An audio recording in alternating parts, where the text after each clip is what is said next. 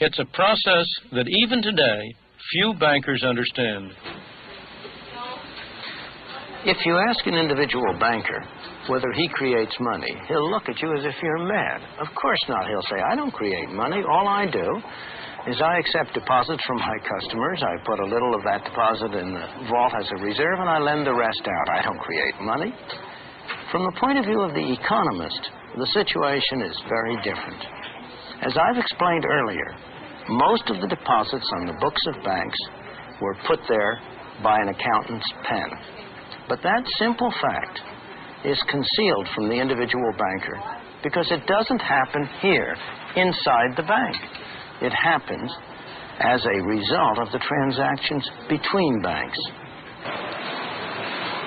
As the men who ran the Federal Reserve knew very well, it happens when money loaned by one bank is deposited in another bank to be loaned out yet again. In the Depression, the process was working in reverse. The banks were destroying money. Nonetheless, the Federal Reserve let it happen. The end result was that by the time the whole sorry episode was over, by 1933, the quantity of money in the United States had gone down by a third. The slow throttling had turned into strangulation. For every $3 of currency and deposits that people had had in 1929, only $2 were left. For every 3 banks that were open in 1929, in 1933, only 2 were left. The terrible depression that followed was a direct result of bungling by the Federal Reserve System.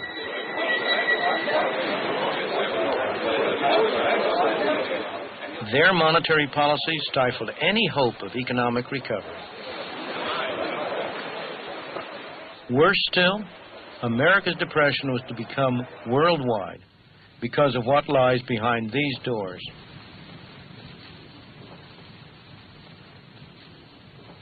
This is the vault of the Federal Reserve Bank of New York.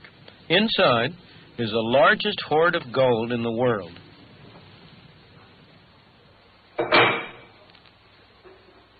Because the world was on a gold standard in 1929, these vaults where the U.S. gold was stored provide an excellent test of where the Depression originated.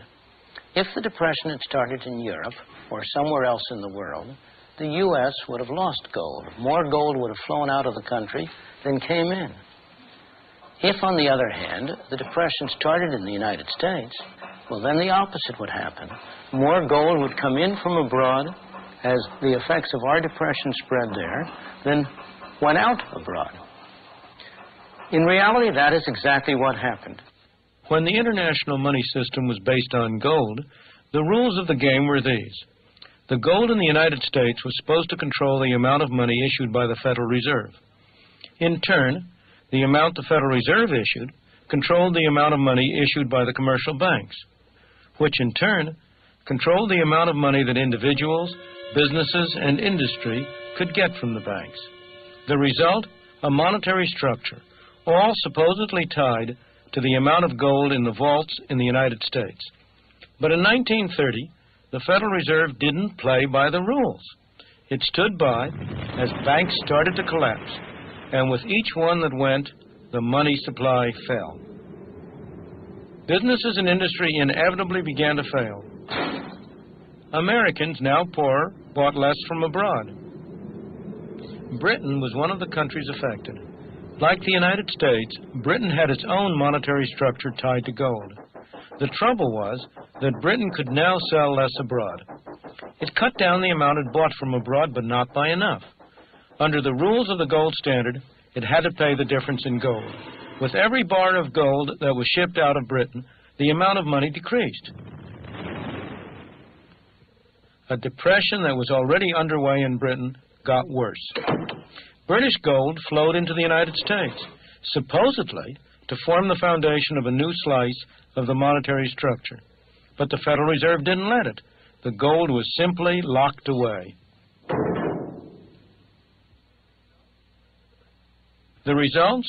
Britain remained in trouble until in 1931 it went off the gold standard, cutting the link between the amount of gold and the amount of money.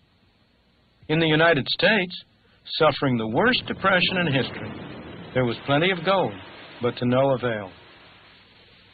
Although these events happened almost 50 years ago, many of our policies today derive directly from them. Central bankers throughout the world, government officials everywhere, are afraid of a new Great Depression. They have therefore moved in the opposite direction. Instead of the problem of too little money, we are faced with the problem of too much money. The problems of inflation that plague us today trace directly from the problem of deflation that plagued us from 1929 to 1933.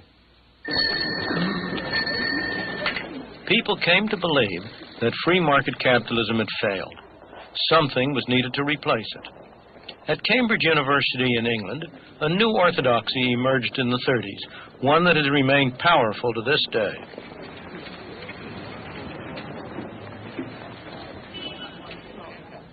It owes its influence to the brilliance of one man. John Maynard Keynes was unquestionably one of the greatest economists of all time. Like other economists of his generation, he found the Great Depression both a paradox and a challenge. It was a paradox because it seemed to contradict some of the fundamental principles that economists had come to take for granted. Keynes rose to the challenge by constructing a complex and sophisticated hypothesis which not only explained what had been going on, but also offered a way out, a way to end the Great Depression and to avoid similar episodes in the future. The core of his theory was that what happened to the quantity of money didn't matter. What really mattered was a particular category of spending, in economists' jargon, autonomous spending. What kind of spending is that? It might be investment by business enterprises in building factories and adding to the number of machines and adding to inventories. It might be spending by individuals to build houses. Or, most important of all, it might be deficit spending by government.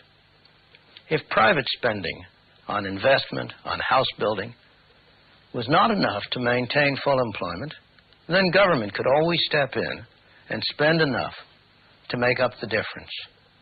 The theory of pump priming was born.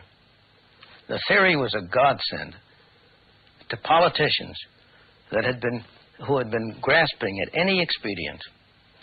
After all, throughout the ages, politicians have been only too willing to spend money, provided they didn't have to tax their citizens to pay for it. And here along came a scientific theory offered under the most responsible of auspices that justified what they had been wanting to do all along. Is it any wonder that government spending has exploded ever since, or that deficit spending, even without the excuse of war, and on a large scale, has become the order of the day? In America, the new Roosevelt administration adopted the Keynesian approach. It authorized massive spending on government projects. It involved government increasingly in the running of the economy. It developed programs designed to provide security for every individual.